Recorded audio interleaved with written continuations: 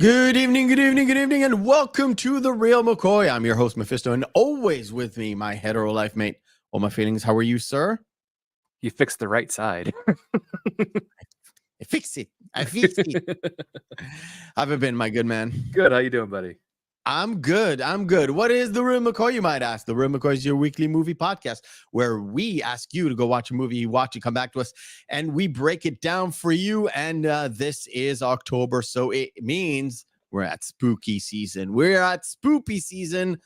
We're at Halloween time. And this is a great time to watch them horror films. So this month we decided to go with the newer horror films. Kind of a decision that I was weary about, as you may well know, but we'll trudge through this thing, and we'll say hello to Paul Harley in the chat, and of course we'll say hello to Mexican Iron Man, who actually sent us a super sticker with an avocado, I think.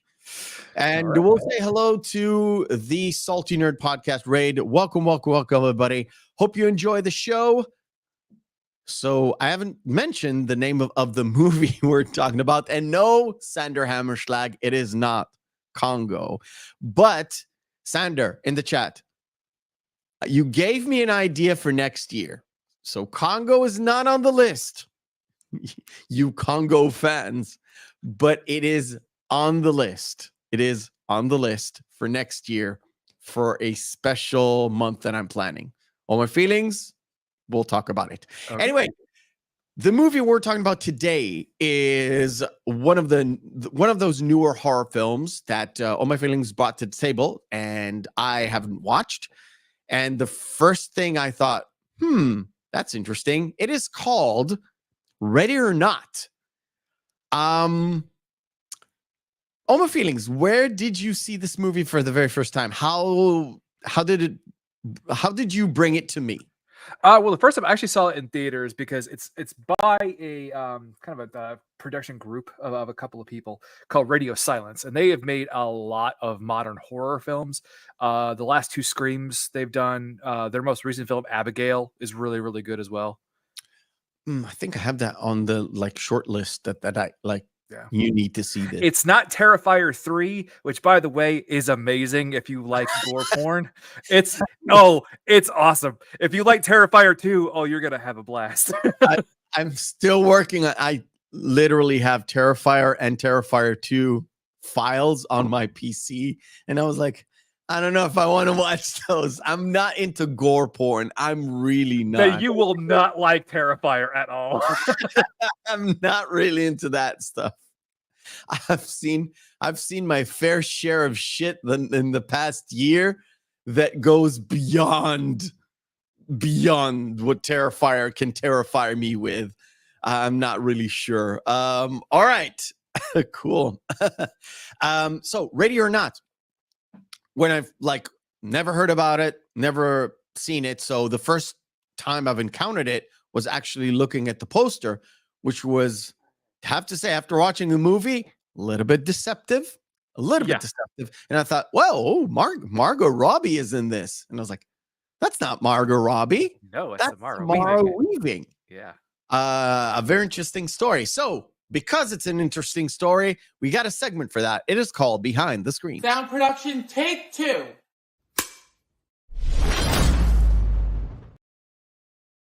Behind the Screens is where we turn to All My Feelings, get the lowdown on everything that is behind the scenes, production stuff, creative. Take it away, sir. So I say probably the most important bit about the film, it only had a $6 million budget, but it nearly turned 10 times the profit. It made $60 million? It made $57.6 million. Whew. Yeah, that's good. I think that's a good ROI right there. Yeah. One of the other most impressive things about the film is that it was only filmed in 5 weeks. Yes. And they started filming October 15th, 2018. Yep. Okay. So a lot of the screenplay went through some minor changes and adaptations. One of the biggest ones was that Grace was originally supposed to be actually successfully sacrificed. Oh, Okay. Yeah. But the producers actually wanted to change it after they saw that once they got Samara Weaving on set. And they kind of they adapted the script to change the ending. Okay. Okay. Okay. The MPAA had a lot of issues with some of these. One of the major bones of contention, which they had with a lot of radio silence productions, because this is kind of in their wheelhouse. Lots of explosions and lots of blood. Yeah. I was actually watching. I went first pass, then I rewatched it, sort of like, okay, like first half.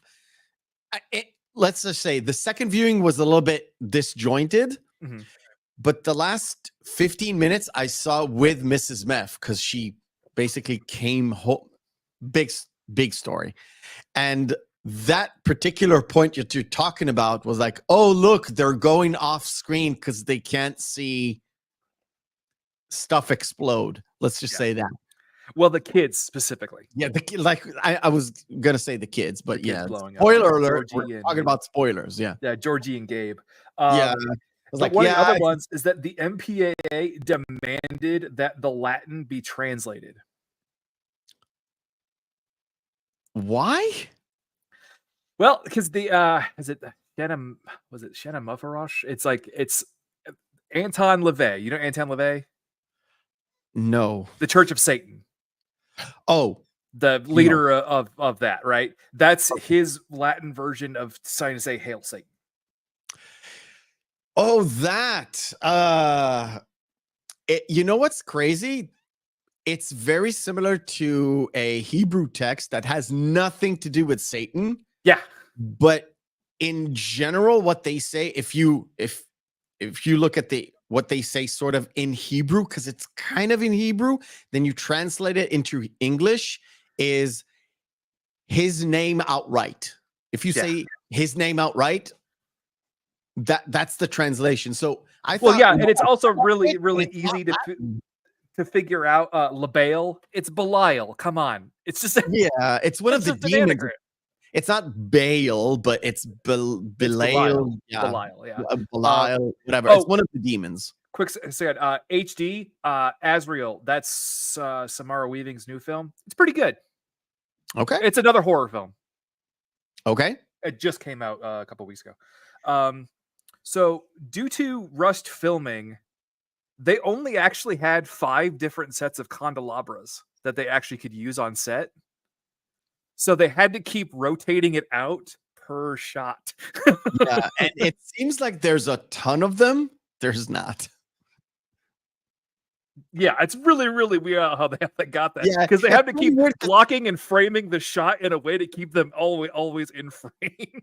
Yeah, and I saw that even in the first opening shot, it seems like it's one continuous shot. It's not. It's sort of segmented. Yeah, and with the shot with the boys running through the hall. It was done in like 3 different set shots that were just cut together. Yeah. And that's where they had to do a lot of a candelabra moving. We'll just say that. Yeah. Yeah.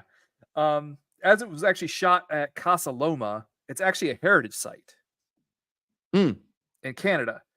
They were not allowed, if you notice, that there are only actual certain things that the people actually touch. Yes. Because that's what they were allowed to touch. Yeah. The other stuff are like a big no. No, yeah, you cannot do that. Like even the furniture, they weren't allowed to move a chair or anything. It's really weird when it comes to heritage sites. Yeah, and it's so weird because there is a shot where I'm gonna mess up the names today so bad. Don't worry, I got you. Adam is the other boy. Alex. No.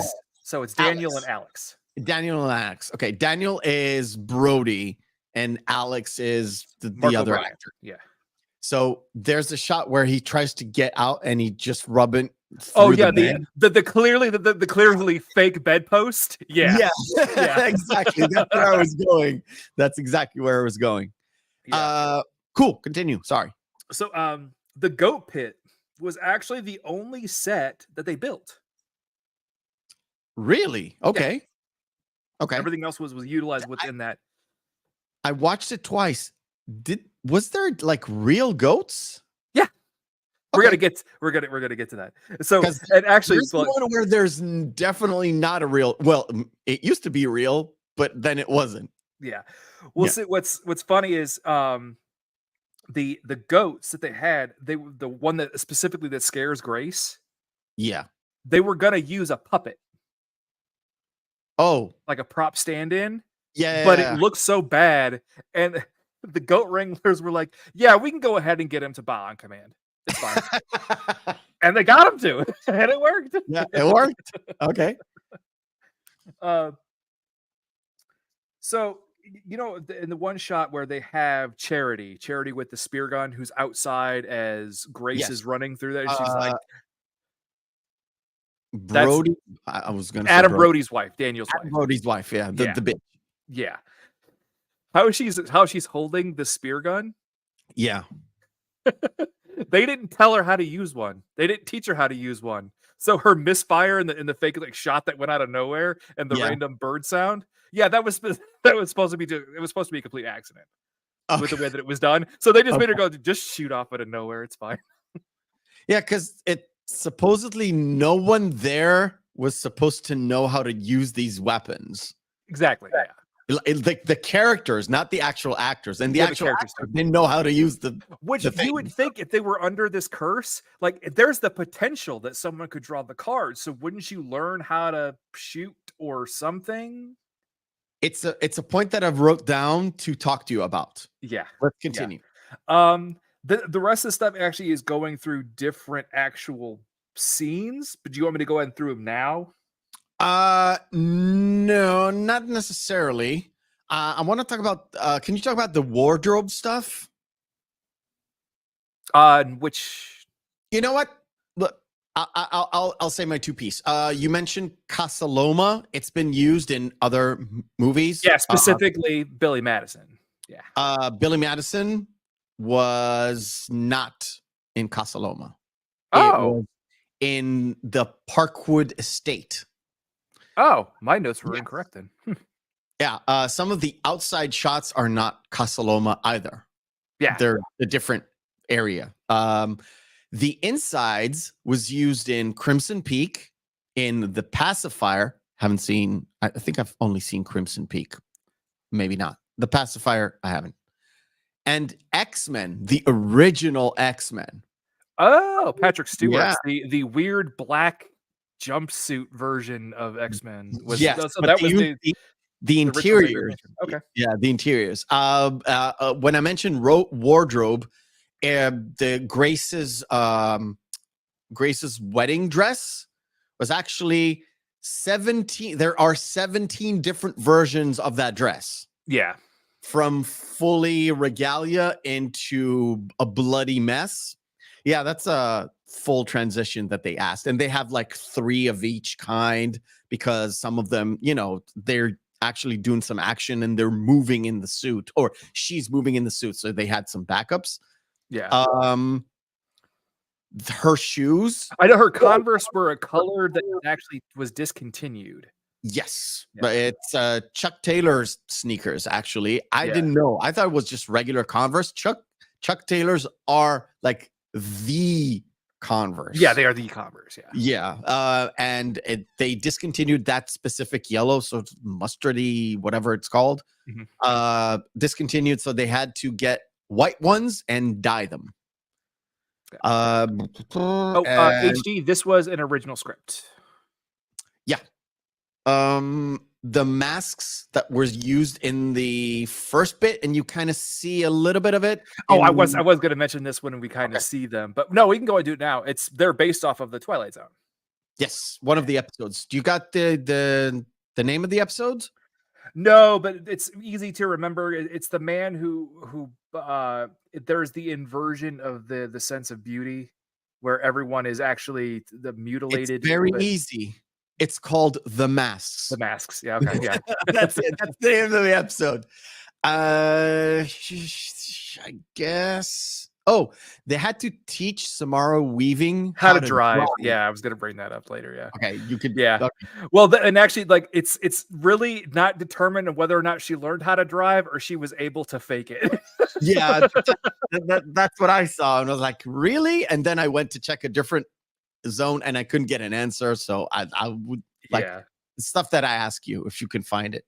Oh, one last thing, because I thought it was a really funny bit in the moment, is Emily, the daughter, right? There's two brothers. Yeah, that's Melanie Scarfino.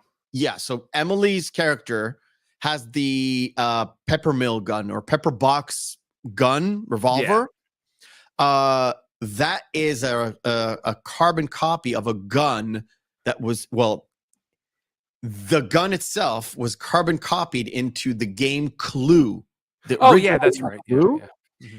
And later on, it was included in the European version because they changed how the gun looks. It was a flintlock in the European. I don't know why I got this, but I found it funny. It was a European flintlock, and then it changed into the pepper box revolver. Yeah, that's what I got. I got some more, but you got. We'll run it through the movie. All right, cool. As opposed to next week's movie that I didn't really like, but more on that later. Mm-hmm. I really enjoyed this movie. I thought you would. It's a lot of fun. It has a little bit of combination of scary, creepy, and a bloody mess. Yeah. But it had a good story. And it also actually has some really good, like, great comedy bit moments. One of them in particular is when Grace, when she's going down the Secret Servant's door, and they're dragging away the body of Clara, the favored maid. Yeah. And she's like, yeah, well, we got to find her. She walks up and it just goes, oh, we found her. We found her. But to be fair, when I started watching the movie, and we'll get to something in a bit. When I started watching the movie and I saw the games, I was like, okay, there's an angle here. So as soon as I saw the games, I was like, okay, they're trying to tell me something about the movie without telling me something about the movie. I like the show and not tell aspect of it. But then later on, they kind of expand upon what and where this family is and how it is. But this is the introduction. As you see it goes past the room, you see all the different games, and you see it in between the games, you see only the panels, the wooden panels, and then that's where they insert the titles and the cast, all the stupid shit that they put in the middle of it. Now, and I thought, okay, what's great about that opening shot, if you notice, the games, they tell the entire story of the film. That's where I was like, on the second viewing, I was like, this is really on the nose. They do it there, and then they do it in another one where she's actually walking toward the parlor in the game room, and she sees the cabinet with all the games stacked, and they're all set in the way that tells the entire story. Okay, I'm gonna slightly move forward because it ties into something that is really interesting, and it's the first thing that popped in my head. And usually when it's the first thing that pops in my head when I watch something for the very first time, usually I'm not really correct, but it's sort of my particular, my hunch because of my own personal experience. When the dad talked about the story of Mr. LaBelle, I immediately, the first thing I thought about is the Cuphead game. Yeah. And I was like, I was rewinding the movie backwards. If you look at the games, this is why it ties in. If you look at the games and how they're designed, very, very much like the design of that 20s, 30s aesthetic, kind of that game feel. Not specifically Cuphead the game, but the Cuphead the game has that element where it's the animation style is mimicking that. It's both the animation style, but also the kind of music story where one of the Cuphead himself sells his soul because he's bad at gambling. Yeah. And he's, he sells his soul to the devil and he wants to get it back. And as the dad tells the story, it kind of feels like the same, but the sort of the other side of it is them getting riches beyond their belief. Mm-hmm. And I found it really interesting. Yeah. Another word, Cuphead? Yes. This is why this kind of rocks. Thank you, HD. If you notice that they do play, they cut to after the initial scene of the boys and then the uncle, the new uncle Charles being hunted down. They cut to Grace, but they noted the fact that they're playing "Love Me Tender." I did. Now I wanted to ask you. It's one of my notes. Is it like an old rendition of Love Me Tender? No, it's a cover. It's a full cover. Yep. Okay. Because I thought maybe it's like the fat Elvis version or the thin Elvis version. I don't remember. Mm-hmm. So it's a full-on cover. Okay. Yeah, because if you hear the full actual version of the remake at the end of the film. Okay. Yeah. I didn't say that long. Yep. As the movie ended, I was like, I don't think there's there wasn't a stinger at the end afterward, and you also have to ask too. It's like, well, technically, if she was married and all the people saw them, if the house burned down and they don't do autopsies of the body of the mother, I do believe she would just get the family fortune. Either that, or she's going to go to prison for the rest of her life for multiple homicides. That's exactly what I was thinking. Yeah, because all of the maids all the maids that got tossed in the goat pit. I mean, the cops would have gotten to the goat shed eventually. Yeah. And they would have found a lot of bodies. But the fact that there's a lot of like super decomposed bodies from like the 50s or something would have actually exonerated her for murder. But whatever. Yeah. All right. Jillian N with 10 gifted memberships. Thank you, Jillian. Thank you very much. That really, really helps get this thing on the ground, especially with us switching towards StreamYards. And I know it's not everybody's favorite at the moment, but trust me, we've tried 3 different softwares, and this one seems to be the least problematic of the 3. It was a frustrating beyond belief. You have no, like, All My Feelings knows the behind the stuff. You have no idea how frustrating stuff was. But it is what it is. So the wedding day, and there are some sort of like Alex's pre-disc, and then the one thing I kind of thought that was really interesting is tying Grace to Alex's mother, where they're both smoking a cigarette. They both came from the outside of the family rather than, I don't know, she survived it and then kind of got into the family. And one of the things she didn't survive it. She just drew the correct card. Yes. And that's the most interesting part about it. It's the whole point of there's a deal with Mr. LaBelle, obviously the devil. Really, it's super it's super obvious, but they don't actually say the devil or Satan or anything until the very, very end. Yeah. It's super interesting that there's a mystery box that is an actual mystery box that gives a card with the game that they have to play in order to be in the family.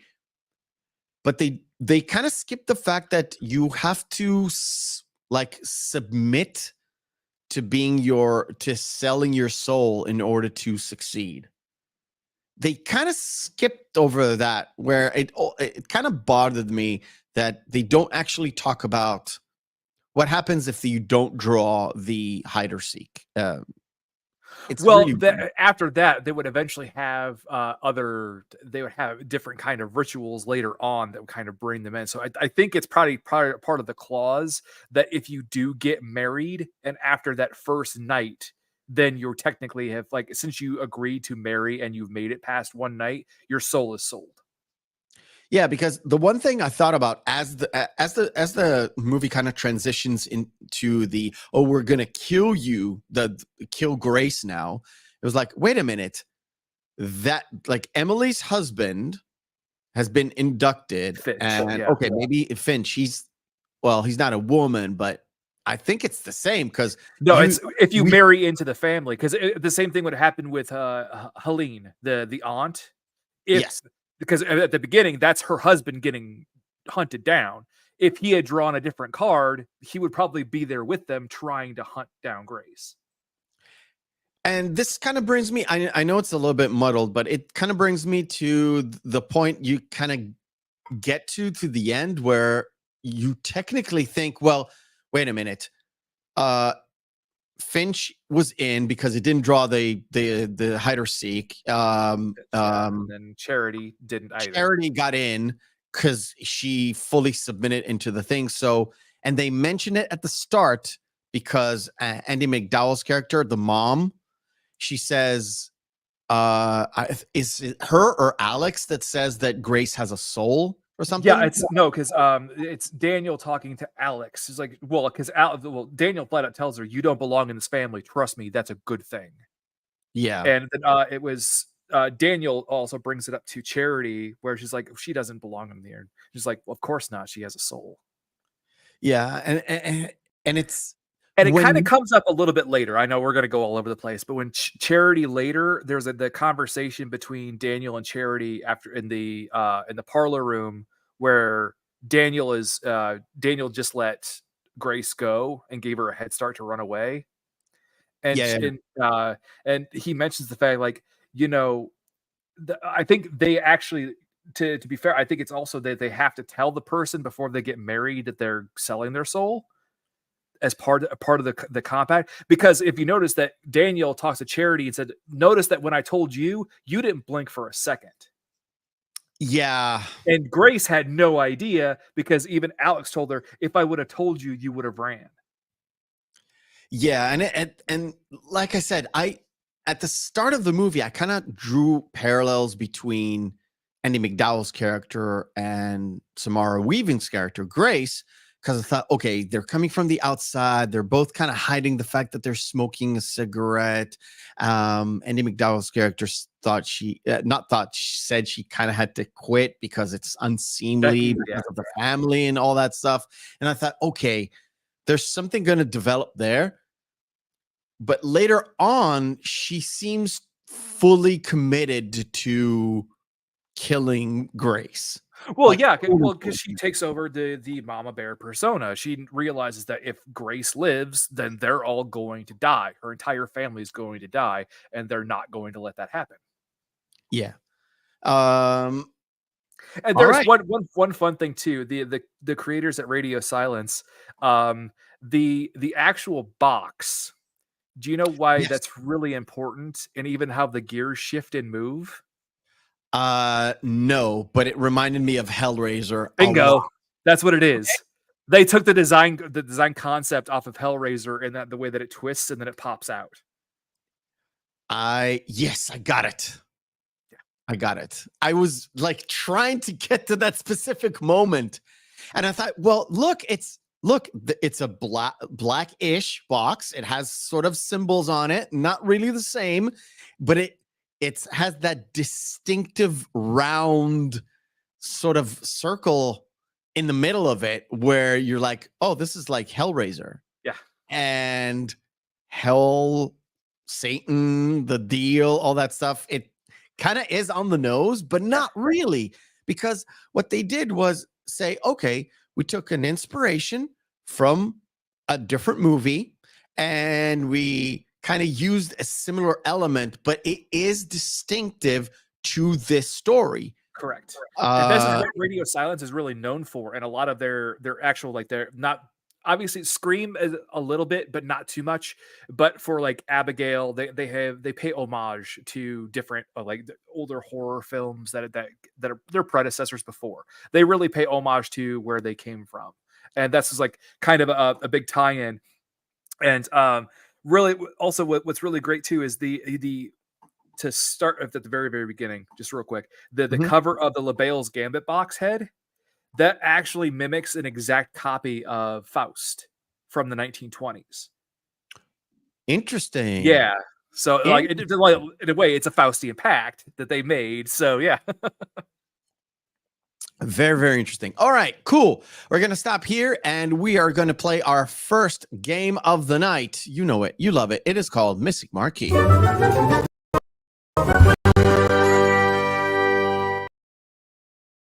Missing Marquee is where we take 10 posters of movies, have their text written off. We display them, and you guys out there, you guys in the chat, will have to guess which movie this is, because this one is pretty easy for Oh My Feelings. All right. Allow me a little bit of leeway on the lag, ladies and gentlemen, because it is what it is. And first movie is this. It's pretty easy, right? We got Sander Hammerschlag in the house. We've got some Paul Harley in the house. So we've got Bat Nipples and the Batman credit card. Expiration never. You know what's crazy? Val Kilmer did have bat nipples in the earlier film. But it's like every other character in this version of it had bat nipples. I know, but they just got a bad rap. That's all. Yeah. Here we go. It is Batman and Robin. Correct. The Ice Age. Ice Age. Now, a film that makes me very, very, very uncomfortable. And when we talk about it, I'm just going to be like, yep, this is wrong. It's on so many levels. And it's so weird because I saw this picture and I was like, will people know? Because it's like it's like a regular picture, but people know. This is, of course, big.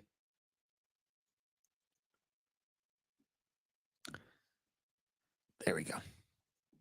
That's makes it maybe a little bit easier for some people, not all. You know what this is, right? I believe so. It is, of course, Das Boot, and not The Hunt for the Red October. Or U571. Or U571. The number wasn't on it, so yeah. Yeah. My wife loves this movie. I know. Actually, one of the times we had a really lengthy conversation, Mev, she talked to me at length about how much she loves this movie. Yeah, I told you. I told you. It is Legends of the Fall. Correct. Oh, this movie's so good. We have to review this movie one day. I was gonna say, we talked about this like backstage a few weeks back, and you're like, I want to do this. And you told me, I was like, I'm sure you're not gonna like want to do this. And I was like, oh, fuck yeah. Yeah, I was surprised. Yeah. Metropolis is correct. So good. I found this especially for you. You know how hard it is to get this movie without any text? Do you know what this movie is? Yeah. Okay. You know how hard it was to get something without a text? That's why I was pretty so difficult. happy to find that particular site. It is Old Boy. Correct. A movie we are going to cover. We just need to find a spot for it. Well, we could do it the South Korean month, even though we already did I Saw the Devil, but yeah, but we need like extra thing. Well, that and also Parasites. We did two really great films already. Yeah. It is, of course, Snowpiercer. Correct. Oh God. I actually really, really like this adaptation of it. I think James Franco is just having so much fun. You can tell he's having a blast in this movie. Yeah. I kind of enjoyed the movie this movie is based on. Yeah. It's exquisitely awful. I did not. Oh, hi, Mark. Yeah. I was like, This is like Neil Breen type of shit. And I don't really enjoy the Neil Breen experience. Oh, come on, guys. You don't know? Wait, the artist? No, it's part of it. Not the interview. No, this is not the interview. No. Oh, my feelings. This is Disaster artist. Disaster Artist. It's all about The Room. Yeah. The Room is exquisitely bad. Yeah. Hercules, Hercules, Hercules. I love the spoof of this movie because the spoof for this movie was in Tropic Thunder. Yeah. Jillian and the Nutty Professor That's right. is correct. Last one. The concept of this still makes no sense whatsoever. I don't care. It is really, really good. You know what's the best thing about this movie is Arnold's part, because he was looking to get a good comedy and he did this one, and Stallone did the like Stop or My Mom Will Shoot. This is, of course, Twins. Yeah. All right, cool. Very, very Awesome. easy week. Yeah, like I said, it's like I turn to the audience where it's, you know, It'll take a little time. Do these on random. I do these on random. I have a big, I had even a bigger pile of stuff that I could scramble and use, and some of it, not. They all came about except for the newer ones, but I have only like 40 other newer ones that are all mixed in together with the older ones. Like Old Boy is a newer one. Yeah. So yeah, awesome. I think you did the exact one of Das Boot before.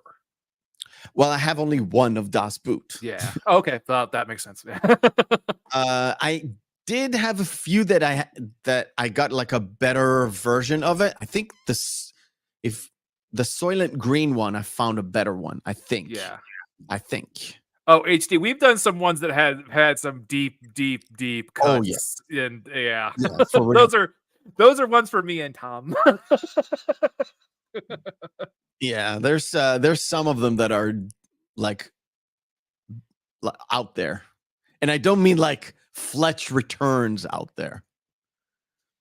All right, so there's a point after Grace selects this hide and seek, and there's like, what do I need to do? It's like, you need to hide, and we're gonna look for you. And she's like, well, I love the fact that the story actually plays into the actual fact that Grace is smart enough to recognize that there were cameras everywhere. It's like, oh, well, that's not fair. I mean, clearly, like, oh, don't worry, we play it the old way. All the cameras will be turned off. We have to actually find you the old-fashioned way. The old-fashioned way. And how Tony, Henry Cesarini's character, the father, the patriarch of the family, plays it so calm and collected when he's explaining the game to her. And like, I was like, well, I can't win, can I? It's like, well, yeah, if you make it till dawn, that's fine. You win. Sander, some horror films do not have a point. Even this one doesn't really have a point. But what it does have is a good premise. So you get a good start. You get a good sort of, it lays down the foundation of the story. I know I'm getting like super nerdy here. You get that a good foundation of the story, and you can follow along with the characters as they negotiate these rules that you kind of set up at the beginning, and you follow those rules all the way through. And if those rules get broken even once, you are taken out of the movie. Now, sometimes some movies do break those rules in order for you to not be in the movie. Case in point, Cabin in the Woods. Which we'll get to discussing later. Yeah. We'll get to that. But yeah, this one is pretty straightforward. You get the setup. They tell you about the thing. And even in this particular point, Alex is telling her that this is not your regular game. And even set her up before the parlor scene where he says, well, we're going to play a game. There's no winners really, but it kind of ritualistically puts you in the family, but he doesn't really tell her about the whole ritual Yeah. and what she is about to go through. That's the whole point. And when it already is happening, at first she's not super aware, but then Or maybe that's actually what activates the pact, is playing the game. Because if you draw the card, because remember, they said also what happened to one of their cousins, they refused to play the game and they both died the next day. Yeah, and they also kind of later on, they kind of, I think it's Finch and the dad talk about, well, we can just fake it, right? And the dad is like, no, we can't. No, Like, I love well, when the maids start dying, like, Yeah. everyone's like, well, what about the maid? And Helen's like, would you quit no, it has to be the bride. Quit asking about the help. Yeah, it can't be the help. We need like a specific person to die. It's not like your regular sacrifice that we do. It's like, what? Excuse me? Later on, they kind of mentioned that at the end, like the mother talks to Alex and she's like, no, it's not like we're sacrificing any goats here. It could be any goat. It's a specific pack with a specific person. That's why the box is there. And there's a moment there. I love the fact that there's a chair for Mr. LaBelle, and they keep addressing the chair as if Mr. LaBelle is sitting there. And I was like, it's like, yeah, maybe they won't die. There's a moment in the movie where you're like, maybe it's all just bullshit. Maybe it's all bullshit. Maybe there's no supernatural elements, because you haven't really seen any supernatural elements in this whole thing until the very end where they start like exploding. Yeah. And then there's a moment where in the fire, there's like a glimpse of Mr. LaBelle. Because you see LaBelle actually in the chair. And what's funny is, do you know who LaBelle is played by? I had no idea. The lead executive producer. Which makes sense. It makes sense. Saves money. It saves money. Well, also they're evil. Yeah, kind of. No, but what I wanted to and that moment of that flash with the fire as she steps out and sits on the thing I like, at that point, my wife was looking at the movie, like watching the movie with me, and was like, do you know how fake this fire looks like? And she was like, yeah, maybe they didn't want to burn the fucking house because they can't. Yeah. Yeah, but now I know they can't. Yeah. They just couldn't. So at the point, there's a point where she kind of like Grace kind of realizes, yeah, this family is because she's sitting in the dumbwaiter, and then she's like, well, I've had enough of this, and she gets out. Yeah. And Alex grabs her and tries to talk to her like, no, this is not your typical game of hide and seek. And that's when Clara walks in and just gets shot in the face by Emily. It's the first maid that Emily kills. The first maid that Emily kills. Yeah. And as soon as I saw that, I was like, oh, this is gonna go. And also, wild. I don't know if you know the actress who plays Emily, Melanie Scrofano. She's in a lot of off-kilter comedies, and she always kind of plays a weird and interesting role. And she's also in a lot of like sci-fi series. Like she was in Winona Earp, and she was in Surreal Estate, and she's going to be in a new series coming up soon. But I always know her as, she's Mrs. McMurray from Letterkenny. I don't know what that is. I know you don't. But I do love the fact that she plays the coke addict. Like, yeah, when they meet him, she's like, she's got just a shitload of coke over her face. And I was like, that's a little bit too obvious there. That's maybe a little bit too obvious. And then she goes in front of the mirror and she goes like this, and she has this like, you got it. You're not a fuck up. You're not a fuck up. And then later when she shoots the second maid in the mouth with the crossbow, what does Fitch tell her? Fitch says, come on, honey, let's go get you an edible to calm you down. Yeah, to calm you down. I love the fact why does this keep happening? Yeah, when she tries to shoot Grace in the hallway, and she just fires and fires, and it just goes all over the place, and then she literally drops it. Yeah, and her dad's like, center mass.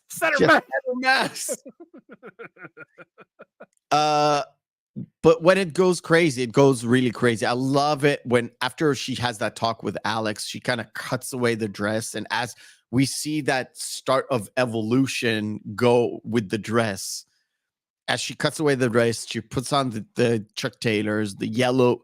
Man, they went out there with that yellow Chuck Taylors. I don't know why it was so important for them to be that color. No idea, but whatever. Yeah. What's interesting too is with the way that all the characters are really set up, and also the setup and payoffs that are inherent throughout the entire film. Like obviously from the beginning when it's Grace and Alex are in the room before they go to the parlor. Mhm. After Helene interrupts them, they say like, "Oh wow, of course you have secret doors everywhere," and about the setup and how that's how they get away in order, like, and she doesn't follow the right path, so she runs into them and she runs into Daniel. That's what you're showing right there, as when she runs into Daniel. Talk to me about the paintings, because I know it's been custom made. Yeah, all of the paintings with sort of like the dad, but it's not the dad, it's the ancestor, so it's like it's the forefathers or whatever. It was all custom made to look like Henry Cizerni. Yeah, the lead actor who plays Tony. Yeah, man, Kittredge is everywhere. God damn. Yeah. Oh, and also just the fire behind them. That's not foretelling anything at all. No, not really. It's like, It's like some things in this movie are like I said at the beginning, is like show and not tell. And if you're like not looking and not like, I'm always looking for clues in movies, especially in this, where you like, I want to see the story behind the story, especially if it's a movie that is like boring to me. Yeah. And this one was not boring, and I still like, all the signs are always there. And I kept waiting. And this is why I mentioned the fact that I'm not sure until that moment when they started to explode. I wasn't sure it was real, like supernatural or not. Yeah, that's what when Fitch's when the sun hits them and they all kind of dodge like they're vampires. Yeah, like they're vampires. And then nothing happens, and Fitch's like, I knew it was all bullshit. And then that moment of realization that everything that they said so far was real, because there's pictures of it everywhere. Yeah. There's signs of it everywhere. They're talking about like what happened in the past, what happened to the other rich family. That all ties into being foreshadowing to how this thing is going to end, at least for the family. I don't mean Grace. Grace's fate, like you mentioned, is sort of left hanging in the balance here, because she's still married, but she has a soul. Well, and also hasn't done any deal. She played the game and she saw Mr. Bile. Did she actually end up selling her soul then? Is her contract with him now? Yeah, because you don't know. And I like it that you don't know. And by the way, I'm not going to bring to Joker 2, but this movie does not need a sequel. No, it doesn't. It doesn't. I do not need to know what happened to Grace. Yeah. I can just imagine what happens to Grace. By the way, you mentioned the fact that you see Helene kind of appear in their room. And I was like, you dirty bitch. You dirty bitch. Because she interrupted something, sticky. Not really, but they're about to get there. One thing that's really kind of important about Daniel is him with the way that he's perpetually drinking throughout the entire, because he wants really no part in this. He doesn't. In fact, like he lets her go on several occasions. But if you notice, it comes up at the very end that once it actually becomes clear that they're going to kill Grace when they put on the robes, he stops drinking. I didn't notice that. Notice that. That was actually a choice that Adam Brody made on set. And he said, well, okay. that's what the character would do, because now he's realizing that it's going to happen. And he actually has to change his mentality, and that's when he decides to poison them. Because I thought the deal that he did with Mr. LaBelle actually came to fruition when he was trying to hide Alex in the closet, and he gave away the groom, Helene's groom. Oh, yeah. Right? That's where he kind of turned, and who was it that is like his aunt? I don't That remember. was Helene's husband. No, that was Helene's husband. Who told Daniel, "Welcome to the family," or "You did good, Daniel," or something like that. "You did good, Danny boy." Oh, I think that was Becky. It was Becky. Okay, so she was the one who was like, sort of, "Welcome to the family." That's kind of solidifies his pact with Mr. LaBelle, at least for me, because ever since that moment, well, we only see it once more, but it's sort of weighing on him as sort of that, that thing that bothers him. He's with the family because he knows his fate if he's not. Well, I'm curious if you don't actually need to make the pact if you're born into the family. Like I said, I have no idea, but it seems like from that moment, it's that thing that is it's always on his mind, that he couldn't, like, maybe he didn't give him up or whatever, it would have changed anything. But because it was him that gave up the groom, so a sort of like it's his responsibility. That's why he's helping Grace so much. Yeah, because he goes back and forth. Maybe he does it for Alex. Maybe he does it for himself. We don't know his motivations, and maybe they're changing because he's drinking, because he doesn't know, he's out of his gourd, he's not thinking correctly. I don't know. Yeah. I just found it interesting because he's not a one-tone character. Yeah, he's not a one note. That's the great thing about him. Kind of the way that the Adam Brody kind of played a character that had a different kind of dimension to him, the same way that in Jennifer's Body, where he's kind of like a nice guy and then he becomes a complete and total asshole. Yeah, I get it. I love this moment with the elephant guy. Yeah, because it's a suspenseful moment, because she wants to kill the butler, where I think at this point he was the only guy that's left. All the maids are dead. Yeah, right? Because one of the maids tried to tell on her and then she got stuck. The other one, Tina, got shot in the mouth with the crossbow. Yeah. And Clara got shot in the face. Yeah. Well, two of the maids got shot by Emily, and then Helene cut off Tina's head. Yeah. And at this point, it's sort of like he thinks he hears something, but he doesn't. So she opens up the thing. She makes noise where you were like, maybe just wait for him to leave. But no, she does all the mistakes because she is so nervous. And when she actually goes out to fire at the butler, he's like, "Ha ha, that's a fake gun." Like, no. Did you think I'd be stupid enough to leave actual live ammunition out? And that's sort of like, it's a comedy moment, but it's not really a comedy moment. And I thought, oh man, that poster completely jibbed me. Yeah, I did. This is the moment where I thought, well, that poster is really not what this movie's all about. Well, yeah, because it's supposed to be a bait and switch.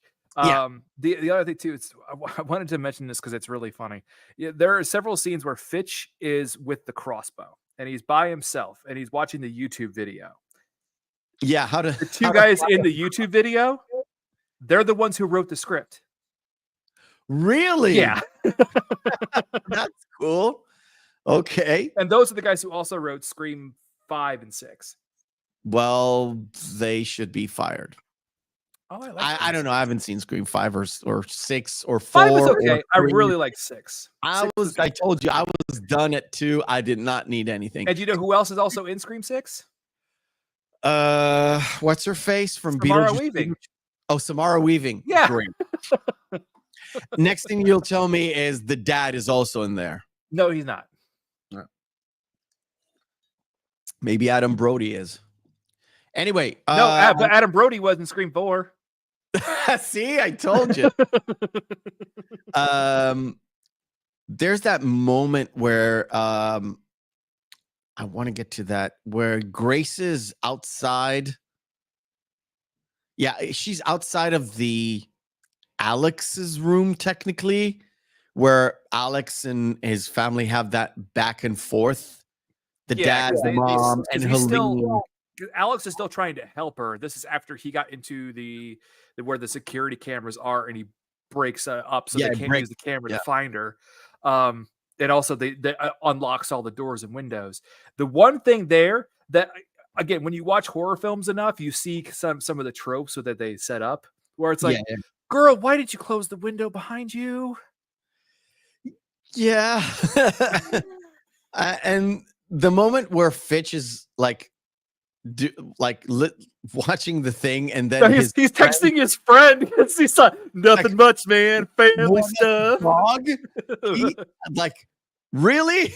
Yeah. Yeah, really? And then you see Grace's, like, it's not Frame, her, just probably a dummy, kind of falls into the ground. It's like, oh, that's interesting. To me, that was like straight out of Married with Children episode. It was just missing the Al Bundy scream or something. Sorry. Like I said, with Cuphead, that's the stuff that comes up in my head when I think about these things. So she gets out of the house because Alex unlocked all the doors, and then she gets to the goat place. Yeah. Which I was curious about this because they really didn't kind of elaborate on it. Are they having to actually continue to sacrifice goats? They don't mention it in the movie, but I did see it in one of the website I looked for. It's sort of led me to an interview. I think it's on the sort of the DVD special or DVD behind the scenes stuff. They said that part of their ritual is from time to time to sacrifice goats. I didn't see them mentioning it specifically within the story. They always talk about the pack, but they don't talk about what they have to sacrifice. The only time it is mentioned is when the father says, "No, you're not just any other goat that can be sacrificed." Like, we don't even need to do that on the altar. I'm just going to kill you right here and now. So maybe that's it. Maybe that's it, but they do go into. I think it's the girl playing Charity that mentioned it.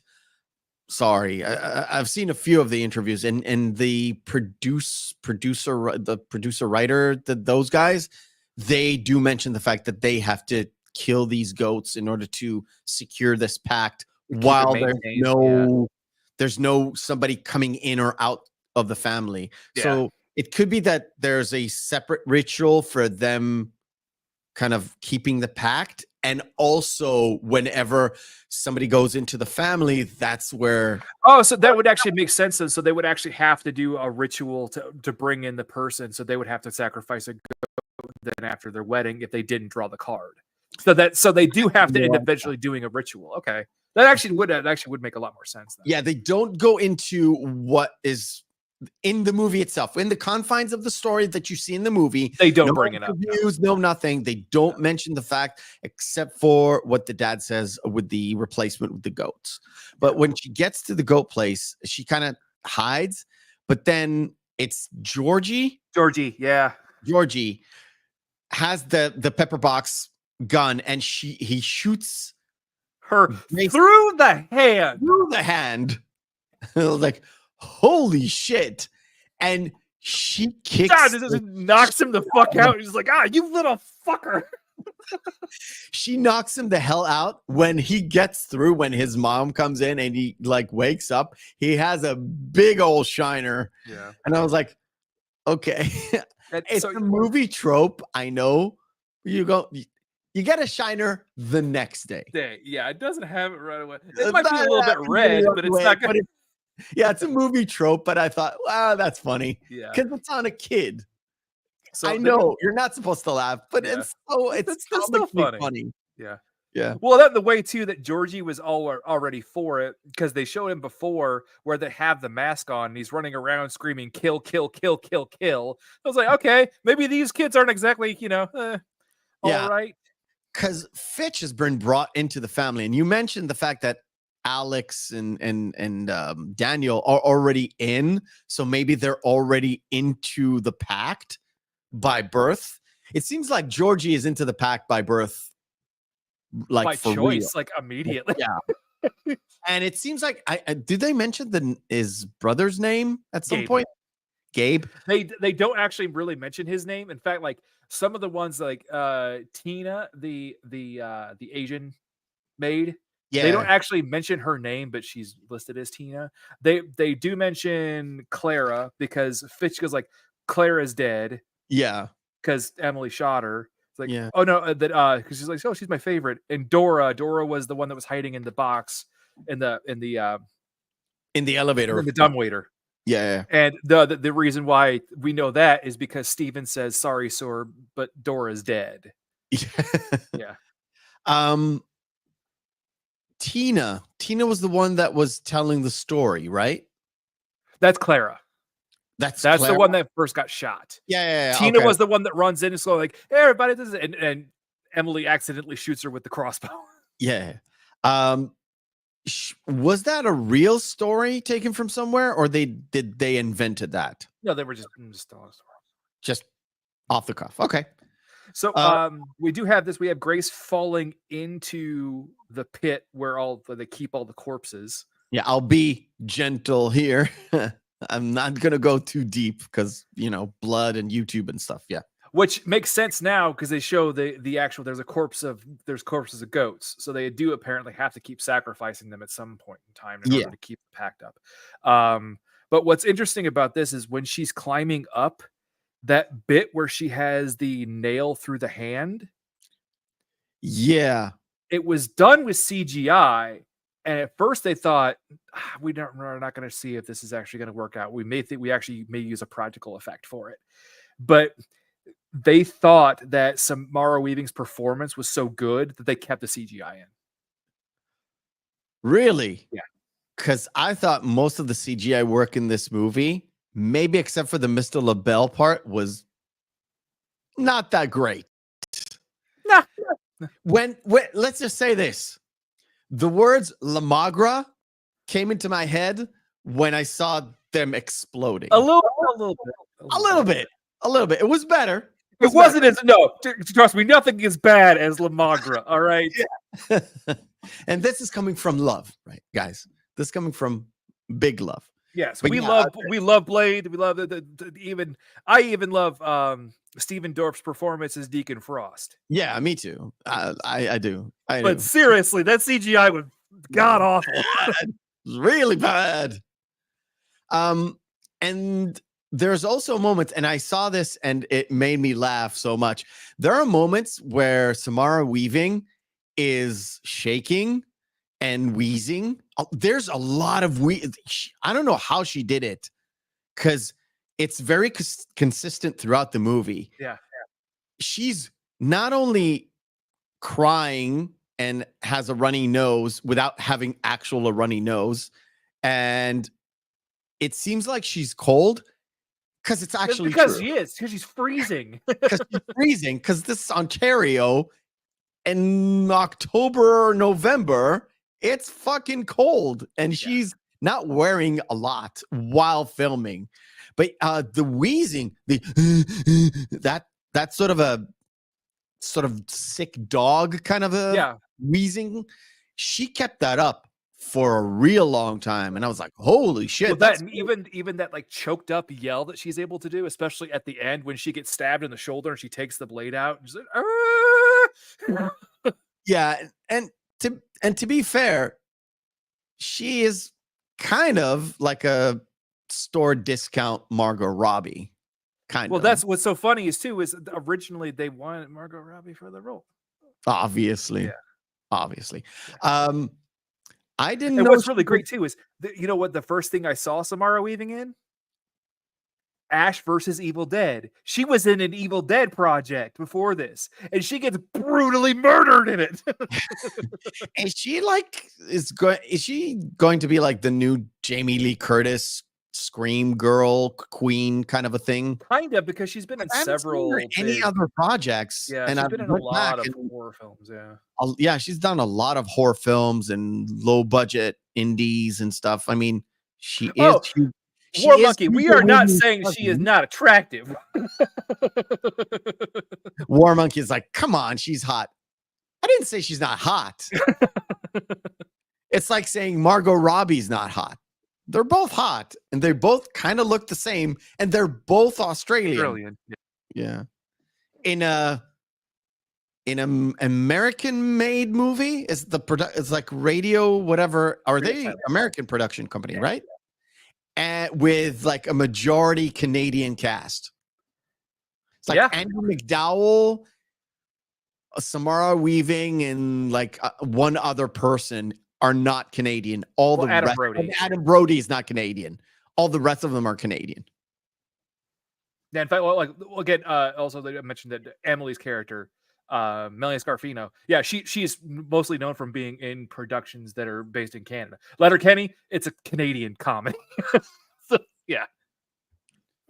Yeah, and that moment where you mentioned where she's the spear gun. The spear gun. I got you, bitch. Yeah. Completely misses. Did you hear that random bird sound where it's like, of course they had to add that in just for laughs. It had to be. It's like the next bit is like the Wilhelm scream. Wilhelm scream. If they would have done that, it would have been hilarious. Yeah. Maybe kill the butler that way. Oh, yeah. If she would have no, it would have been better if there was Emily out there who accidentally shot Stevens with the spear gun. Now, like I said, there were about 17 versions of her dress, and this is like one of them where transitionally she breaks apart one of the rungs of the fence. She gets out, she sees this car, and she literally not scrapes her back, like literally cut open her own back. Side. Yeah, to get out of there. And when she gets to the car, the two dudes in there is like, guys in the belly, like, get the fuck out of the road. It's like, get the fuck off. And the next car is the butler's car. It's like, oh, it was a bit too obvious, but okay. Yeah. And her big mistake was trying to use Trip Safe, quote unquote, OnStar. Dude, why we'll get to that in a second? That? Well, because she's trying to call the cops. Yeah, but like phone? There wasn't she didn't have a phone. She didn't have any car phone? Well, there was no phone in the car. But also but that scene too, we have Alex who's trying to call for Daniel as Steven tries to chase after Grace in the woods. Yeah. But we show that scene where Daniel's kind of his resignation of like, oh well, what are we gonna do? Divvy up the wedding gifts? Yeah. Like, if they, like I said, because at this point we don't actually know if the pact is like real. Even when the dad says the other family died in a fire, that's why that's what the press wanted you to know, that they died in a fire. You don't actually know. You have an inkling, maybe it like went to their downfall. That's like, we don't know until it actually happens. And the weird part is, I thought Daniel at this moment was like, maybe is content with dying. Yeah, but because he he says hasn't really we all deserve decided. to die, and Emily says, "Well, my kids don't," and that's when she sees Georgie. Yeah, exactly. And I think this is the only second horror Georgie in film What? history. Horror Georgie? Yeah, a kid named Georgie in a horror film. That is so out there. It's so hard to check. I literally went Well, because through. I'm the only one. Although the only thing I could think of is it. Oh, I don't remember. I don't even remember the name of the. Georgie was the little boy with the boat. Okay. We all float down here. Okay. So, Grace. Paul knows. Grace gets Paul knows. Grace gets the butler out, and then she drives off With the trip safe. Justin drives off. Yeah. Well, the thing is too, is I would have not even tried to call the cops. I would have just kept driving. I would have just kept driving.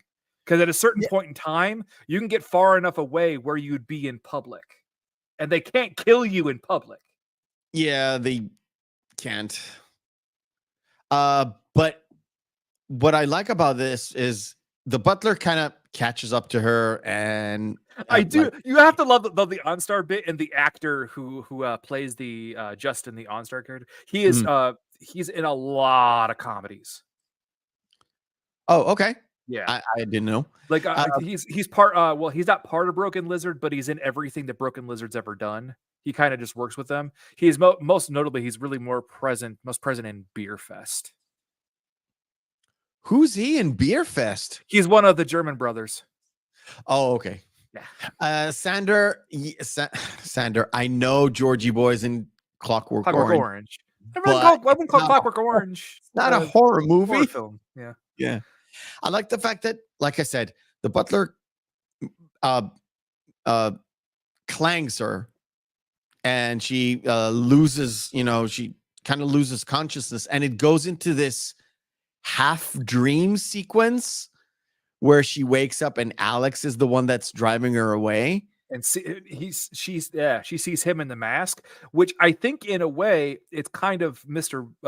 Bale kind of playing a trick on her too, because at the end you notice the fact that they mentioned the fact that how Alex was supposed to be the one to come back and take over the family because he actually saw Mr. Bale in the chair and she sees him afterward. Yeah. But it kind of, that whole thing kind of dissolves right at the end where he explodes. Yeah. Because I thought for a minute, again, and this is what I liked about this movie, because it keeps you guessing, and when the movie ends, you keep on guessing because the story kind of like cuts away and we're like out of there. And it keeps you guessing right until the point where things happen and you don't even know until you know. You can guess, and you can even guess correctly. You're like, oh, this is going to happen. This isn't going to happen. But then if something deviates with what you thought, you get really surprised. Like I thought with the gun, with the ammo. She was like, okay, she's going to kill the butler. It's going to take a while. It really sets up, and it's so weird. That whole scene with the butler sets up the scene in the car. Yeah.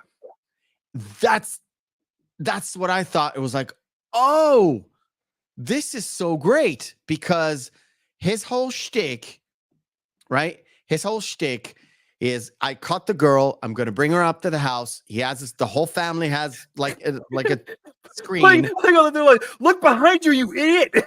Yeah. And he's like, okay, I'm going to bring her. He doesn't disconnect the call. He just ramps up the music because he's listening to in the kitchen. Yeah, throughout it, he's either humming or he's like out loud, just basically just making the mouth noises, simulating. It's Tchaikovsky's 1812 Overture.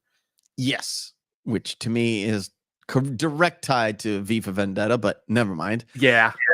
But because the music is so high, and it's not the fact that he is listening to the music, it's the fact that he is so into the music, even them warning him while he's driving, that his captive is awake doesn't faze him. He's so into the music. And of course, it leads to his death, which this shot is so fucking good. Mm-hmm. It's so good. It's them looking at him, looking at them, while the car does like 360, 720 flips all over the place because she kicks him in the face and he just, turns the car into a smashed pile of heap in the woods. Yep. Oh, Paul, gotta go there. When do we get an Ice Nine Kill song? I would be very entertained by that. As Mef knows the reason why. Yes, I know the reason why, which I'm sorry. I know my channel is yay big and not a lot of people are listening, but there is an NDA involved. Yeah. Take it for what it is. Yeah. Sorry. And then but also, Paul, you should watch the Terrifier, the new Terrifier song that they put out. The video is just about as graphic as Terrifier 3. Some shots. It's wild. So we've heard. Yeah. Apparently. I was gonna say too, it's really funny. It's if I had a nickel for every single time Ice Nine Kills did a song about a killer clown, I'd have 2 nickels, but it's still more nickels than I thought I'd have. So the guy who finds the car is actually Daniel, and this is where you thought he was helping her for giving her that 10-second leeway, but then he comes in and sort of like he's apologetic about it though, because he says, "I'm a coward." It's sort of like maybe that's why he gave up the groom before. This is where what my kind of thinking of it is like. He wanted to help her, and he was already there because he's already frustrated with his wife, which seemed to welcome that pack. Like she even says, "I'm willing." You know where I came from. Yeah, I'm never going back. I'm never going back. Which is so odd at the end where she says, "I just want to go home." Yeah, she blows up, and that's a great little setup and payoff, because if you don't think about it, then it really doesn't disturb your movie experience. But if you do and you paid attention, it is so good. That's why I told you this. I sent you a text message. This movie is fucking great. And this is why, because there's so many little moments where you turn off the movie, you finish watching the movie, and you thought, well, this was great, but I'm willing to watch this again in order to pick up all the different things that happen. And it's not necessarily Easter eggs, but it's like little setups and payoffs, stuff that really is meaningless. But if you get to experience them, then you have a much better experience, even the second time around. When you know how things go, you can pick up on all the little bits and bobs that just makes this a good movie. I'm not even talking about horror movie. It's just a well-written story. And I absolutely like that. So we have that cut to one line that Daniel says there where you can come out now. And Tony's like, "What? You knew I was here? I'm drunk. I'm not blind." Yeah. And it kind of harkens to I thought immediately to Helene skulking in the room where Alex didn't see Helene. Just as soon as she talked, like, oh shit, you're here. Yeah. But Daniel knows all these different places, so he just has awareness, even though he's drunk. He has a little bit of awareness. Yep. So we have after this we have Becky having the heart-to-heart with Alex, and I think Mark O'Brien as Alex delivers this line so great.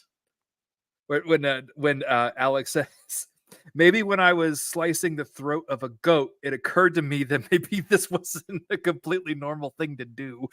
Which is the second mention of the goat. Yeah, I forgot this. Yeah. Like I said, it kind of harkens. They're talking about it, but they're not really discussing it.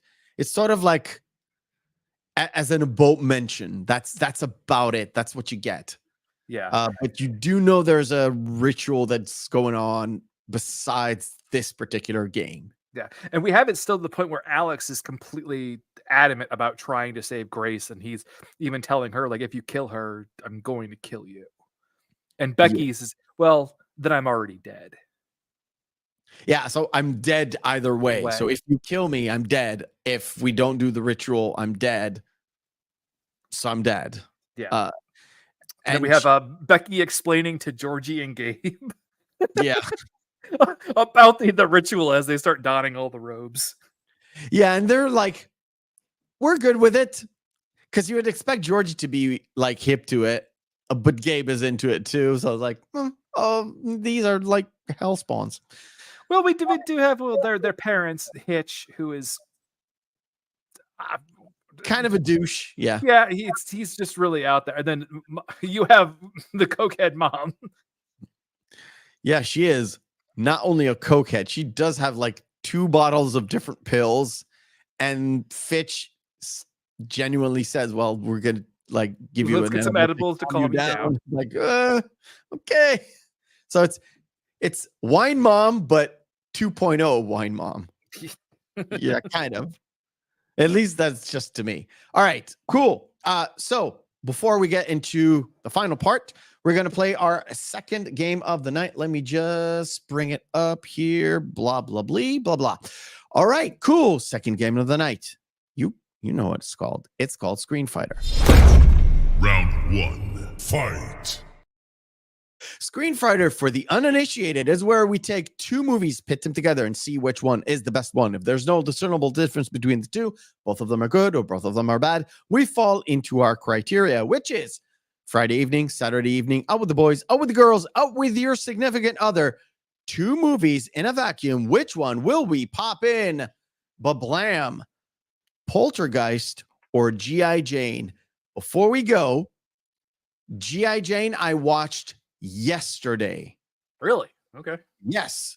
It was a random. I literally went to Flickchart and like started the voting system, and it came up, and we were looking for some movies to watch.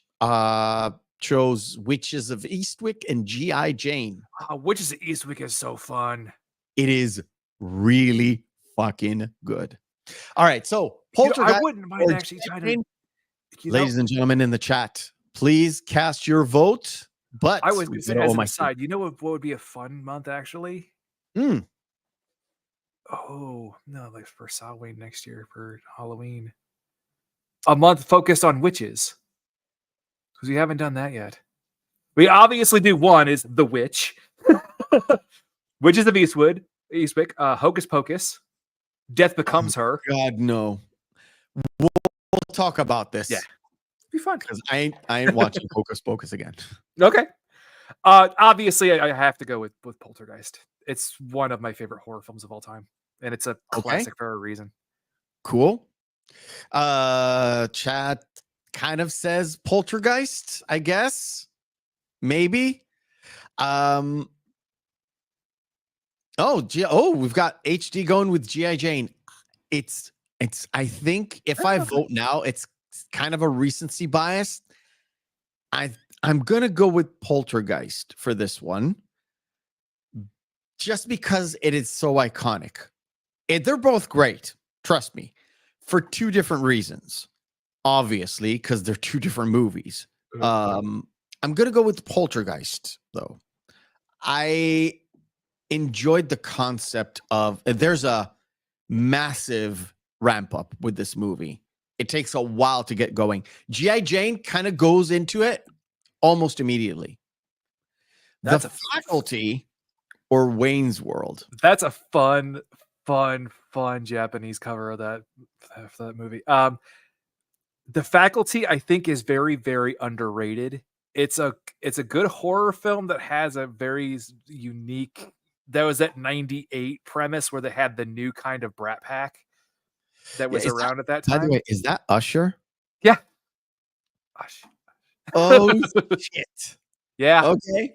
and that's Let's Josh keep going. Hartnett, and yeah, they're like Yeah, I get the it. movie is a lot of fun, but come on, it's got to be Wayne's World. I, I have to go with Wayne's World. If yeah. it was Wayne's World 2, Two, then it would be The Faculty 100 I every would day of the week. probably go The Faculty. It is spooky season, so there's a tendency bias here, but no, I'm just Wayne's World is fucking good. Come on, we're done. We are done. You know It's a what's great crazy? Halloween poster as You know well. what's crazy? You know how many pairings it took to get to a horror film with some other film? I couldn't even get a horror film. So there's a way to set everything up so you can have just one genre. So I said, okay, let's do horror and let's have a comparison. So many movies from like 2015, 2016. It's like, no, I haven't seen this. I haven't seen this. Oh, fuck it. Let's go back. And now I get every single one. It's Halloween. It's so easy. It's a masterpiece. Okay. Right. Little Nicky, which is a horror of its own, and Walt Disney's Tarzan. Tarzan. Oh boy. I always have to go with Little Nicky, specifically because the reason why Matt Stone and Trey Parker don't have an Oscar right now is because of Tarzan. Really? For music, because of Phil fucking Collins. All right. So I don't like Little Nicky at all. I am not picking Tarzan. Oh no, Little Nicky reason. is terrible, terrible, terrible film. It's so terrible. It even made Harvey Keitel look terrible. Yes. It's so terrible that it made The Waterboy look like a good film. The Waterboy is a good film. You take that back. All right. Stranger Than Fiction or The Equalizer 3? I have not seen The Equalizer 3. Oh, haven't seen it yet. dude. It's The Equalizer 3. Hands down, by the way. Oh, I really like Have you Stranger Than seen Fiction. 1 or 2? Yeah, Okay. Which one? Both? I've seen both. Okay. Equalizer 3 is better than 2. It's not better than 1. Okay. But it's a different dynamic because Denzel is obviously older. Yeah. But in the confines of the Equalizer 3 genre, and specifically what he does in Equalizer 3, it really works how everything is set up. Okay, fine. Right. Since everybody likes The Waterboy, it makes Mr. Deeds look like a good movie then. Fine. Fuck you, Mr. Deeds. It's awful. Chasing Amy or Avatar? I went and saw Avatar in the theaters. I have never been so fucking bored in my entire life until I saw the sequel. I saw both. I paid for Avatar. Avatar 2 was free for my wife's company because they bought like a whole cinemaplex for people to bring their children and watch Avatar 2. And I think, and by the way, I did a little bit of research on this. It wasn't the only company in my country that did it. And it's not only in my country that they did this for. A lot of corporations bought tickets for their workers to go and watch this movie. And this is why a lot of the box office that you saw was there. Okay. That's my theory. Theory. Yeah. And But also, I think It was awful. yeah, I think Chasing Amy is actually one of Kevin Smith's underrated earlier works. I always did enjoy Chasing Amy.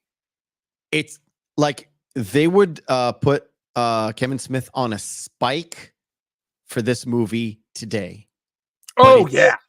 It's really, really good. He could not get away with half the stuff that was said. Yeah, maybe that's why he's crying his eyes out all day. Never mind. The Rundown, holy shit, and Big Hero 6. I haven't seen Big Hero 6, but it's probably like Big Hero 1. It's probably just like every other. It's one of these. Yeah, but the bad, other one terrible- isn't great either. Yeah. The rundown is actually kind of fun. Is Sean William Scott kind of playing Stifler because he's Dude, basically he Sean is. William Scott being a Sean William Scott in a Sean William Scott role? It's like Ryan Reynolds. Yeah, I'm gonna go with the rundown too. Damn. Friday or Barton Fink. Now you stop and think about this because this is the Coen brothers, one of the better ones. Yeah. The gooder ones, the better ones. Barton Fink or Friday. Oh. Don't think about the audience. Think about you, not what they want. What you want. No, I would still go with Friday. I would still go with Friday too. It's just fucking funny. Barton Fink is a really solid movie, but it's a movie. Yeah, sort of like a thinking man's movie. I don't want to what to say about it, but Friday is just so much fun and has a really solid story too. and also Friday is a kind of film that you like. Again, back when I had cable, I got rid of cable a long time ago because I was never watching it. So what's the point? Besides, I have like everyone else, I have 18 different streaming services. But when I had cable, I could if I was flipping through channels and it's Friday's on. It didn't matter what point it was in the film. I could sit back and be like, all right, I can watch it. Friday's a movie. Barton Fink is a film. Correct. Fair. That's fair. I like them both. The Farewell, haven't seen it. Better, Varsity Blues or Prometheus? Reggie Ray. Oh, Reggie Ray. I don't want your laugh. Will you go with James Vanderbeek or will you go with Magneto? What's his face? Damn, I like him as an actor. Come on, I can't think of his name. You're gonna get You're there. quiet because you forgot to. No, you're gonna get there. I even liked him in The Killer from David The Fincher's. Killer was actually good. I really enjoyed The Killer, actually. Michael Fassbender. Thank you, HD. Yeah, I would still have to go with Varsity Blues just because Prometheus. Some of the character motivations didn't make any fucking sense. What they did, like especially like 99% of the reason why they got into the whole fucking problem with the alien in the first place was like, you have fucking drones to fly through there. You can just use the fucking drones. Okay, let me ask you a different question because my answer is and also easy. when the ship is going toward her as it's falling, why are you running straight? Let me ask you this before you answer the next question. By the way, it's A Quiet Place. Yeah. Alien Romulus or Alien Prometheus? Romulus. Hands down, right? Yeah. And I don't even like Alien Romulus. I don't either. I think that what they were trying to do, they're trying to return to form where they were trying to essentially just make Alien again. And Alien and Aliens kind of combined, especially when they had the weakest version of Get Away From Her, You Bitch I have ever fucking heard in my entire life. Correct. Oh, it was so bad. Correct answer, by the way. For me, it's A Quiet Place. I don't like the movie. I didn't think it was that much of a deal. I think they already made 3 of them, right? Yeah, and I think they're already making a spin-off series too. John Krasinski is directing it. Sort of like which John Krasinski directed the first.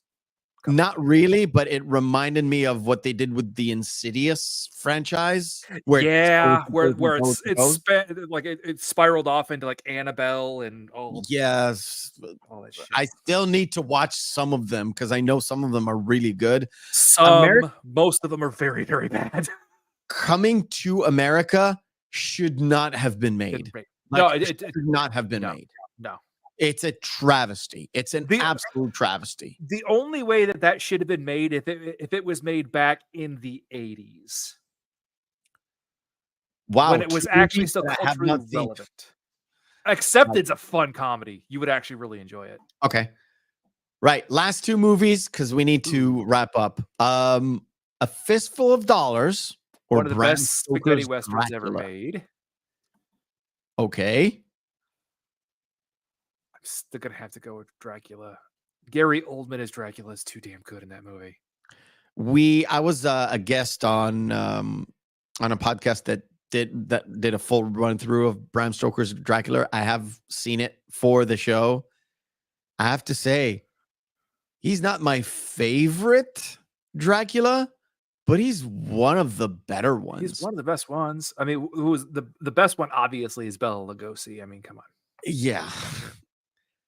I would prefer A Fistful of Dollars. That's right. I like that movie a lot. It's a good movie. Yeah. I like the Stranger Trio. Yeah. I think it's one of Clint Eastwood's best as young Clint Eastwood, because Unforgiven is really good and he's really good in it. Yeah. But I have an affinity to like Sergio Leone's kind of spaghetti Western version. So I'm going to go with A Fistful of Dollars, and I think I'm half in agreement. A Fistful of Dracula. No, you are all wrong. You are all wrong. Well, the next one was going to be easy with Shaun of the Dead. That's not even difficult. All right, cool. Now, back to the movie.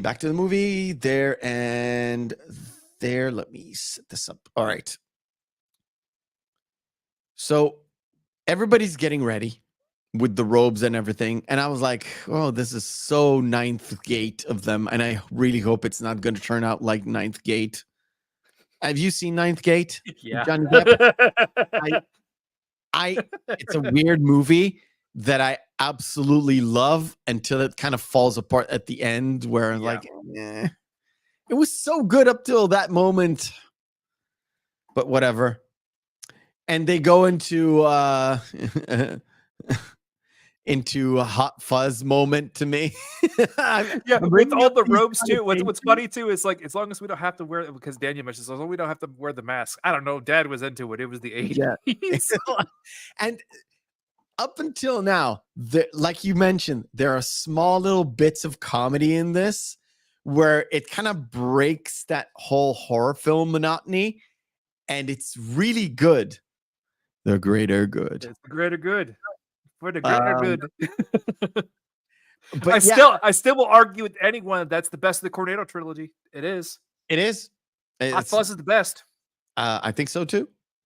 But there's that moment where you're like, is she gonna be rescued or not? We don't know. And Daniel has that lapse in judgment, right? Well, and he gets killed for it. Yeah, and that's the funniest bit too was when they think it's hydrochloric acid, but as they're walking away, it's like, don't worry, I googled it. They're only gonna shit weird for a week. But then they get over it rather quickly, so they all kind of vomit blood. Yeah. And Daniel kind of carries Grace off, and he doesn't get far. And is it Helene that gets him? I think, right? No, Charity, his wife. Charity, his wife. Right. So you were gonna actually like let her go and let us all die, because she really doesn't want to get back to her actual like, I life. won't go back to where I was before. And also with that too, we have that bit where there was the turn for Daniel, but then we get to see the turn for Alex in a moment. But specifically, well, I think it's really just due to because of what happens to Daniel and later his mom in a minute. But Daniel, when Grace tells him, "But I knew you'd save me," and he said, "Well, I didn't." Yeah. And the Alex's turn, I think that to me, that was the most surprising of the movie. I thought he would just realize that it's not going to go. Time has passed, and like his family's being exploded. And I didn't expect the explosions, but I did expect them to die somehow. And for him to like realize, no, I can't really be with Grace because I'm going to die with my family. That kind of turned on its head, because and that was the most interesting point, is where Daniel kind of realizes, yeah, I need to help her out, even though I am going to die. But Alex is like, yeah, I'm going to die. I need to kill my wife. That kind of was like the most surprising point in this entire movie. Well, I And was it's going to say great. before that though, we have to go to the confrontation between Becky and Grace, because there's a funny bit about this. Well, first, when she fires the arrow and misses, she's you'll have to excuse me, I'm a bit out of practice. Yeah. But that fight was actually one of the first scenes that they shot. Really? Yeah. And what happened with during filming, Samara Weaving accidentally did hit Andie MacDowell with the fake box. Oh, shit. And it was like one of the first days they thought she was going to walk off set. They thought Andie MacDowell was going to Yeah. walk off set? Holy shit. I mean, apparently she really clocked her with it. she's like the actress. Like, put Adam Brody aside. He's been in some stuff, but he's not Andie MacDowell. Oh, yeah. Wow. Okay. Interesting. I can show this. The rest of it kind of, it's before she gets clocked. Yeah, and Becky's telling her the entire time, like, I didn't want this to happen. I didn't want you to draw the card. I didn't want to have to kill you, but if I don't, everyone that I love is going to die. So you got it. You have to go. Which, is fucked up as it is as as a rationalization. It's one that's valid because she believes it to be true. So Yeah, and it's also the greater realm of self-preservation for her too, because that means I'm going to die. Yeah, I guess. And she doesn't really have that Daniel kind of flip moment, even though she recognized that Grace and her are kind of like the outsider that's coming into the family. Yeah. And all that stuff. It's like she thinks she's like her, but as she drew the card, that's where Becky's like, no, you have to die. Yeah. Like, you're going to die. But so anyway, Grace kills Becky, and then Alex comes in after he finds Daniel dying, and Daniel dies.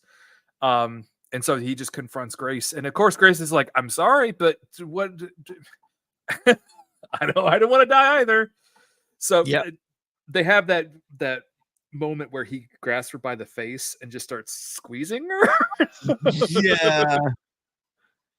And like I showed before, but yeah, as soon as they kind of realize, oh, there's light outside, we kind of missed it. Well, that's after this. Yeah, I know. No. Well, no. I mean, there's that moment where I showed here where he's above her body trying to sacrifice her.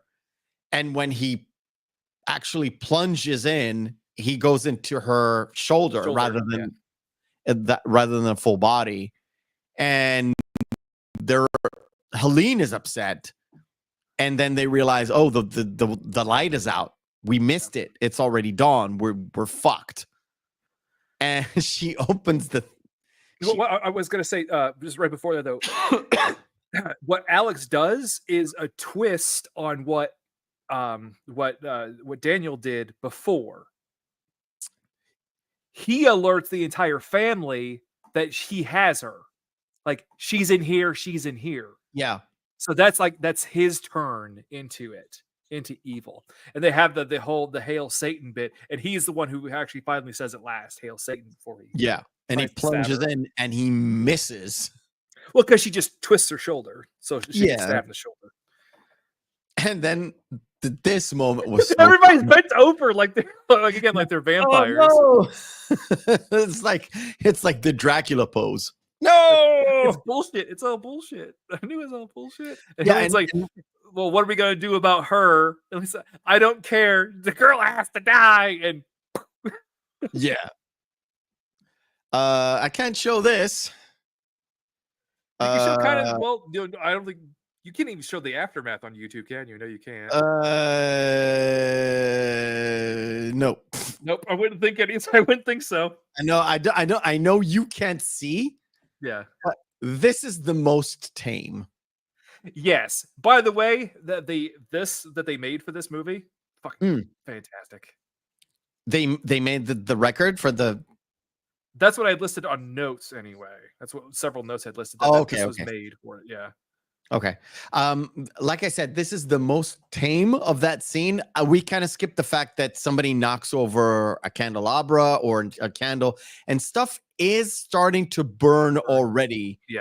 Which kind of foreshadows the other family getting like dying in a fire. Yeah, it was the Van Horn family because Tony mentions them. They all died in a fire, right? That's what you think? Yeah, that's what the press told you. Yeah. But it's sort of, kind of, but yeah, is a slow burn up to this, the fire kind of engulfing everything after everybody explodes. But yeah, there's that, that record starts to play mid explosions, right? Yeah. And everybody kind of listens to the music and they kind of explode. Everybody explode. The kids explode off screen. And with Melanie, with Emily. Emily, yeah. Character, yeah. And it plays her out.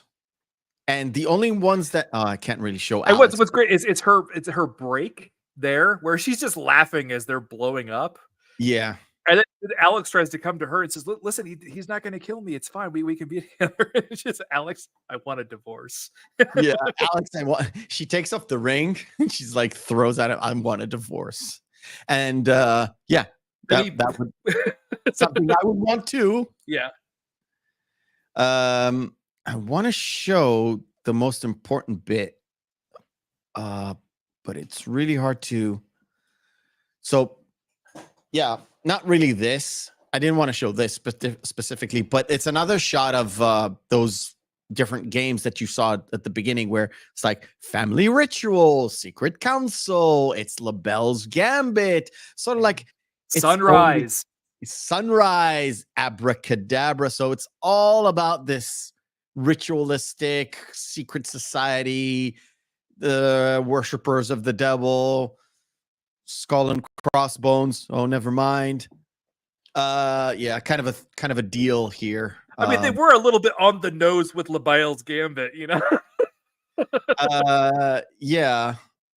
I want to get to the actual point where she sees Mr. LaBelle. Oh, there's a point where she picks up Becky's cigarette holder, where it, like I said, it's a nice little setup to the parlor scene where Becky kind of says, "Well, I had to give up smoking."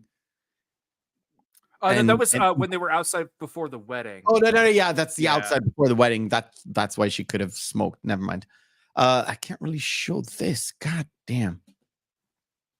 The moment where she kind of realizes what's going on and there's a fire starting to brew, but she is like, I don't know what's happening. All the paintings starting to break apart.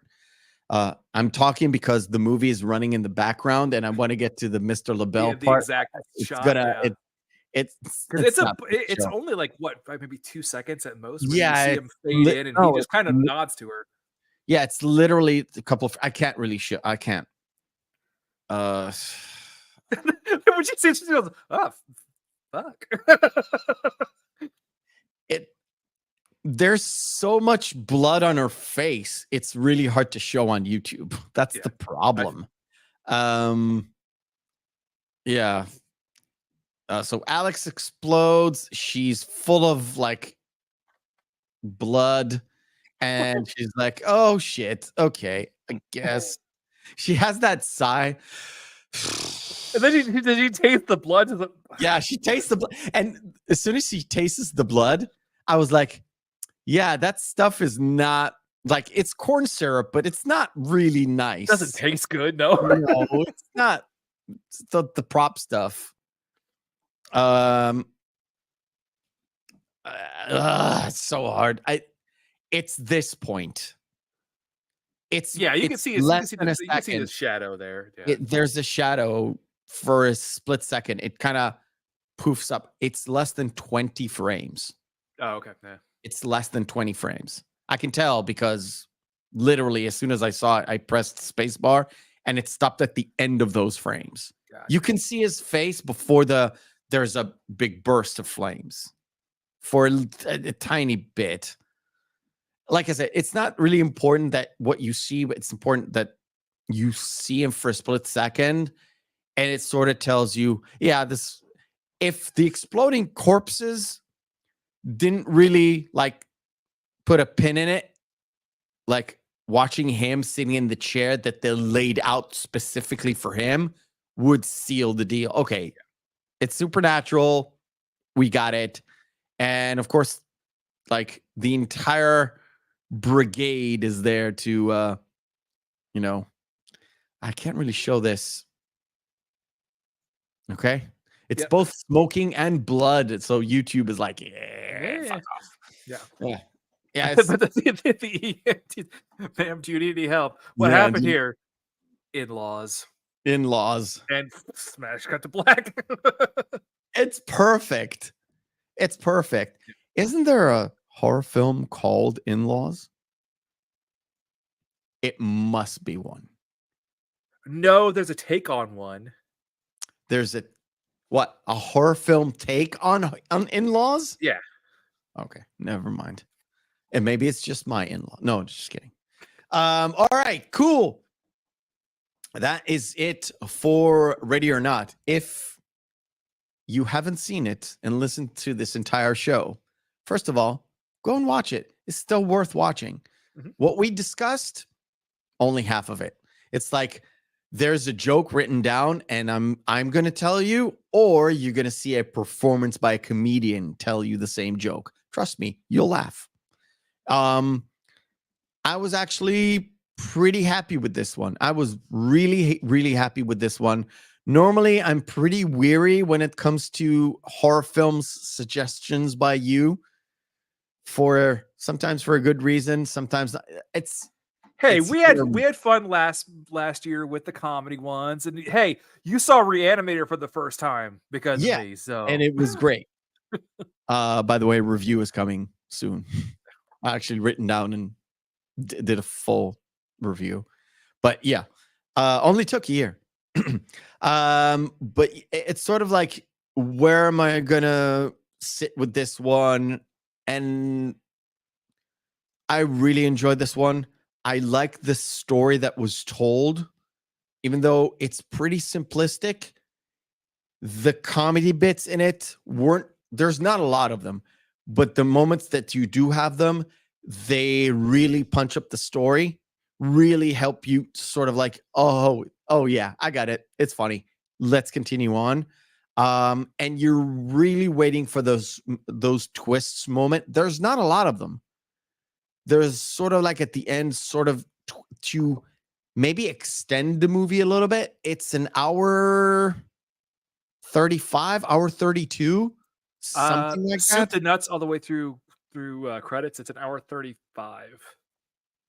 An hour 30. So it's basically a 90-minute horror film. It's a 90-minute horror film, which is the appropriate length for a horror film that's like this. Horror films do not need massive exposition. They don't.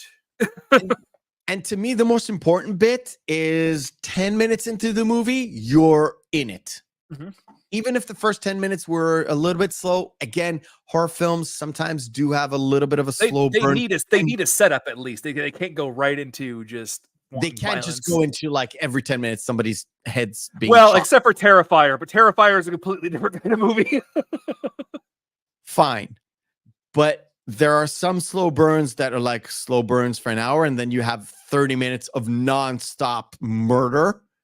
And then you have slow burns like It Follows, where it's a little bit more of a, it gets going. But it sort of leaves you on the edge of your seats all the time. Mm-hmm. And we kind of mentioned it when we talked about It Follows. And in this one, there's a 10 minutes real good setup, and everything pays off. And there's some setups and payoffs along the way, which is great. But everything kind of leans into place, and absolutely love it. It's worth a second and third watch.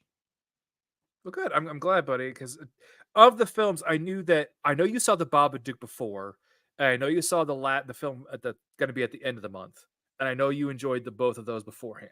So I was like, okay. Now I knew Barbarian was going to be a risky one, but I was like, ready or not, no, he's going to have fun with this movie. The one thing about Barbarian, and I'm going to mention it next week, is the fact that, oh, it's Detroit again. Save that for next week. Yeah. So guys, next week we're gonna watch Barbarian. It actually leaves my Netflix November 1st. So it was on Netflix for a while. I was waiting for a chance to watch it. Watched it a couple of weeks back. Rewatched it again to make my review and for next week.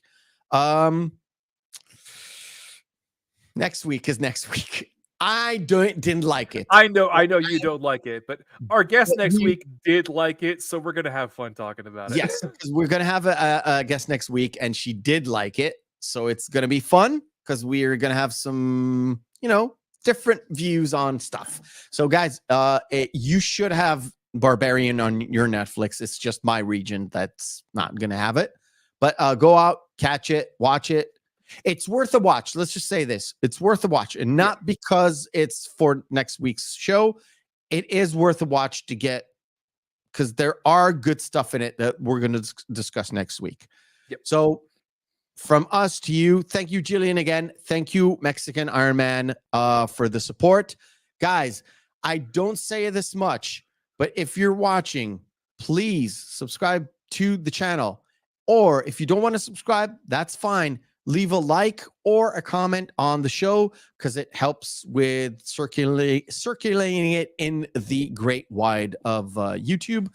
And I know people are out for a good entertainment that is not culture war based. It's just talking about stuff that we like, whether it's old stuff or newer stuff. There's a lot of good things to look forward to. So please leave a like, share, subscribe, all that good stuff. And remember, hope is a good thing, maybe even the best of things, and no good thing ever dies.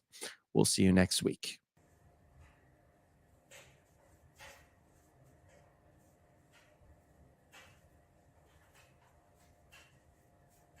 You're still here? It's over. Go home.